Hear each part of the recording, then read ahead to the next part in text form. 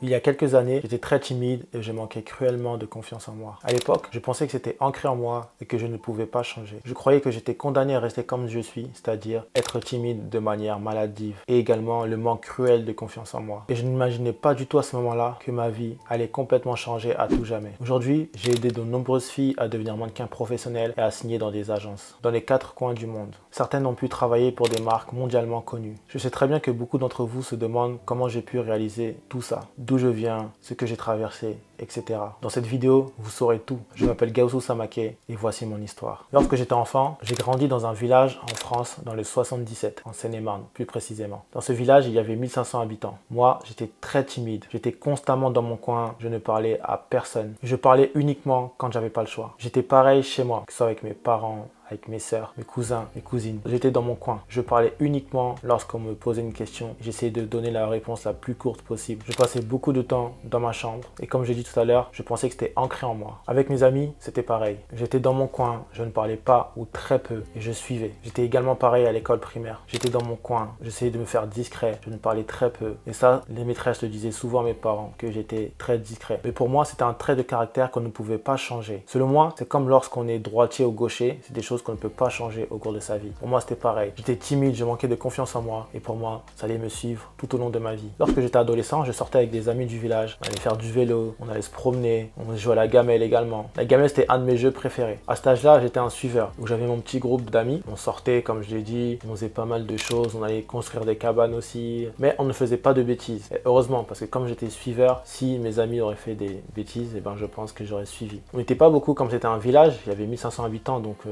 vous laisse imaginer le nombre de jeunes qu'il y avait dans le village. Et notre activité principale, c'était de jouer au foot. C'était l'une des seules activités qu'on pouvait faire parce qu'à l'époque, il n'y avait pas de réseaux sociaux, il n'y avait pas de tablettes, il n'y avait pas ce genre de choses-là. On n'avait également pas de téléphone. Donc lorsqu'on voulait se retrouver, on se donnait soit rendez-vous la veille pour le mercredi, le samedi ou le dimanche, ou soit on allait chercher tout le monde. Donc on passait peut-être 30 ou une heure de temps à aller chercher tout le monde dans le village et après on se retrouvait pour jouer au foot. C'était vraiment notre activité principale. On jouait au foot un peu partout dans le village. On n'allait pas au stade, on jouait partout dans le village. Donc dès qu'il y avait un petit coin, un petit espace, on jouait là-bas. Et d'ailleurs, on se faisait souvent virer parce qu'on envoyait beaucoup de fois les ballons chez les voisins. Et ça dérangeait parce qu'on sonnait à chaque fois pour demander aux voisins de nous récupérer le ballon. Et aussi des fois, quand on envoyait le ballon chez les voisins, ça cassait des fleurs et les voisins n'étaient pas très contents. À cette époque-là, j'étais plutôt beau au foot. C'est pour ça qu'on m'appelait souvent pour jouer au foot. Et souvent, j'étais choisi dans les premiers lorsqu'on faisait les équipes. Et ça m'a permis de me rapprocher de certaines personnes et d'avoir des amis. Au collège, c'était pareil. Dans la cour, pendant la récréation ou le temps de la cantine, après avoir mangé à la cantine, on avait un peu de temps souvent et là on jouait au foot. Et c'est grâce à mon niveau de jeu que j'ai pu créer des relations au collège. C'est comme j'étais bon au foot, on me parlait et on me choisissait dans les équipes. À ce moment-là, j'étais toujours dans un groupe, mais j'étais toujours discret, j'étais toujours à l'écart. Je ne parlais pas, j'écoutais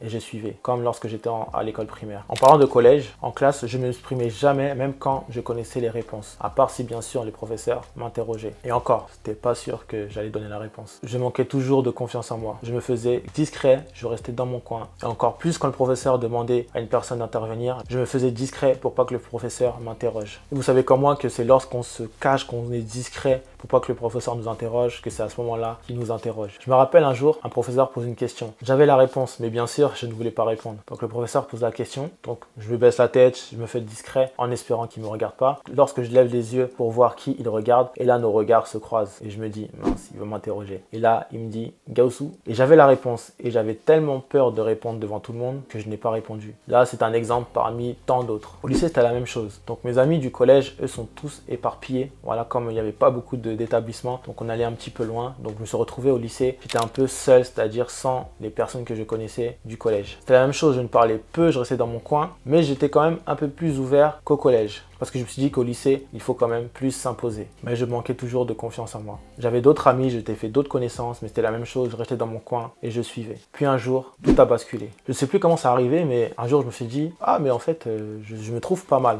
Je me trouvais bien, plutôt beau, etc. Donc je me suis dit, pourquoi pas faire un shooting photo. Et à ce moment-là, j'ai trouvé un photographe qui était pas trop loin de chez moi. Et je me suis dit, bon, allez, je vais le contacter, je vais faire un shooting et puis voir ce que ça donne. J'ai fait ce premier shooting-là et je me trouvais bien. Et surtout, quand j'ai vu les résultats des photos, j'ai remarqué que ça me donnait plus confiance en moi, j'avais plus d'assurance. C'est vraiment à ce moment-là que je me dis, ah mais en fait je peux changer, c'est pas éternel. Je ne suis pas né timide, né avec un manque de confiance en moi, les choses peuvent évoluer. Et là, ça a été un premier déclic. Donc j'ai enchaîné, j'ai fait un deuxième shoot, puis un troisième, puis un quatrième, etc. Et plus je faisais des shootings, mieux je me sentais et j'avais de plus en plus confiance en moi. Jusqu'au jour où ma petite sœur m'envoie un flyer. C'était l'élection Mister Mali France. Je suis d'origine malienne. Le comité Mister Mali France organisait la première élection de Mister Mali en France, justement, qui était sur Paris. Comme j'étais en train de faire des photos, etc., je me dis pourquoi pas. Donc j'ai envoyé ma candidature par mail. J'ai été recontacté pour passer au casting. Donc je me rends au casting, je vois il y avait 6-7 personnes devant moi. Donc j'étais pas très rassuré, mais ça s'est très bien passé quand même et j'ai pu être sélectionné pour participer à l'élection Mister Mali. Ensuite, durant cette élection-là, on avait des répétitions qui étaient tous les dimanches. Donc tous les dimanches, j'y allais, on répétait. C'était la danse, la marche, on avait des élocutions. D'ailleurs, c'était Aïssa Moments qui nous faisait les cours d'élocution. On préparait tout ça tous les dimanches jusqu'au jour de l'élection. L'élection s'est passée dans une salle qui était remplie. Il y avait 1500 personnes. C'était vraiment incroyable. Durant cette élection-là, il fallait défiler. Tout ce qu'on avait appris, il fallait le faire sur scène. Donc tout s'est bien passé. Voilà, comme on était en groupe, on était 15 personnes. Moi, j'étais le numéro 11. Jusqu'au moment où il fallait passer le discours. Donc le discours, c'était seul face à tout le monde. Lorsqu'on faisait les chorégraphies, lorsqu'on faisait la danse, lorsqu'on faisait les marches, etc. On était 15, on était tous sur la scène. Mais là, le discours, c'est seul contre tous. Du coup, j'étais dans les loges et on m'appelle Gaoussou Samake. Donc là, je m'avance, je rentre sur scène. Et là, je vois tout le monde, toutes les personnes, je vois des flashs, etc. Tout le monde me regardait. Tout à l'heure, j'ai dit qu'Aïssa Moments était notre prof d'élocution. Elle était également présentatrice avec Noah Lounsi, que vous connaissez aussi peut-être. Donc, je fais mon discours qui durait 2 minutes et ça s'est très bien passé. J'avais préparé d'ailleurs. Et après ce discours, je retourne dans les loges et j'étais très fier de moi. Ça s'était très bien passé. Je n'avais pas bégayé. Tout était OK. Et là, ça a été un déclic incroyable. Je me suis dit, OK, donc moi, je suis capable de parler comme ça devant 1500 personnes. Donc, OK, c'est parti. Et c'est à ce moment-là que je me suis dit, tout est possible. Surtout quand je repensais au moi, au Gaoussou d'avant, en primaire ou même au collège et même au lycée. Et cette personne timide dans son coin a pu parler devant 1500 personnes en discours sans problème. Donc après cette élection, j'étais un peu dans le milieu et j'ai fait quelques rencontres également. Mais je voulais passer de l'autre côté. C'est-à-dire, je voulais aider les personnes qui veulent rentrer dans ce milieu-là. J'avais une amie qui apprenait les personnes à poser. Les personnes qui faisaient des shootings, voilà, elle leur apprenait à poser, elle leur donnait des conseils. Donc j'y allais de temps en temps pour observer et je donnais également des conseils. Et à ce moment-là, j'ai senti que c'est ça qui m'animait. Conseiller, aiguiller et aider. Cette même amie était aussi agent de mannequin. Son rôle était de recruter des personnes, de les placer dans des agences en France et puis à l'étranger. Elle m'a appris le fonctionnement, donc je me suis lancé et j'ai moi-même recruté mes premières personnes sur Instagram. C'était compliqué, je me rappelle, parce que sans expérience, les personnes ne me prenaient pas au sérieux. J'ai quand même réussi à recruter certaines filles. J'ai tenté certaines choses pour les placer en agence et ça ne marchait pas. Donc j'ai tenté, puis tenté, puis tenté et puis ça a fini par payer. J'ai découvert la méthode qui m'a permis de placer ma première mannequin en agence. Et ça s'est enchaîné, je l'ai placé à Paris, à New York, à Los Angeles et à Londres. C'était vraiment incroyable là, j'étais super fier de moi. Donc grâce à cette méthode que j'ai appliquée et aux résultats que j'ai obtenus, j'ai pu continuer à recruter plein d'autres filles. Et du coup là, vous voyez mes résultats sur Instagram et j'ai pu placer les personnes dans plein d'agences dans le monde. En France, en Angleterre, en Allemagne, en Suisse, à Dubaï, à Los Angeles, à New York. Et mes mannequins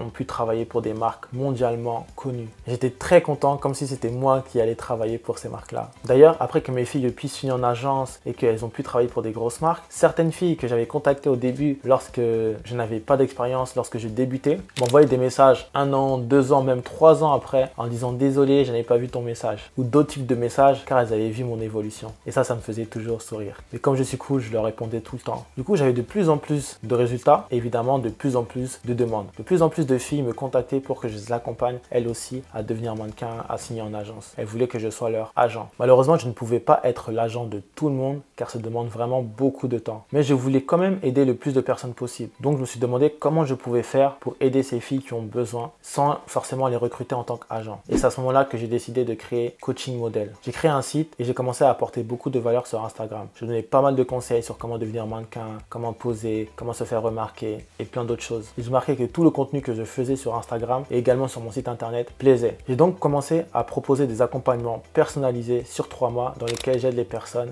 à signer en agence. J'appliquais les méthodes que j'avais déjà employées en tant qu'agent. Du coup, ça a fonctionné pour pas mal de filles et j'ai décidé de continuer à le développer. Ça a permis à des filles de signer dans des agences en France, en Suisse, en Allemagne, en Angleterre par exemple. Et certaines filles ont même pu signer des contrats en agence avant la fin de l'accompagnement qui était de 3 mois. C'est vraiment incroyable. Donc, je continue toujours à apporter beaucoup de valeur sur Instagram en faisant des reels, dans mes posts, en story. Et maintenant également sur YouTube, j'apporterai beaucoup de valeur. N'hésite pas à me contacter sur Instagram ou par mail si tu veux aussi que je t'aide à devenir mannequin et signer en agence. J'espère que ma vidéo t'a plu et surtout inspiré. Abonne-toi pour ne rien manquer de mes prochaines vidéos.